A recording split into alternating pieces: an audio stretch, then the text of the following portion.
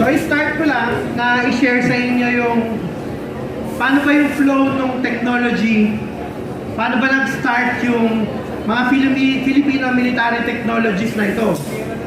So doon sa mga live viewers din namin sa calrigger.net tsaka sa Tactical Survival Arms Community and Expo, ito yung mga updates natin na mga ginagamit ng military ngayon sa different bases nila. Yung iba nasa West Philippines rin. Pero again, paano ba nag-start yan? Nung yung Philippines, in-sponsor yung travel ko papunta sa ibang bansa, especially dun sa Boston, Massachusetts, sa Harvard. After nung competition dun na nanalo tayo, binalita na kaagad ng halos lahat ng news media sa Pilipinas. So dahil sobrang sumikat yung information about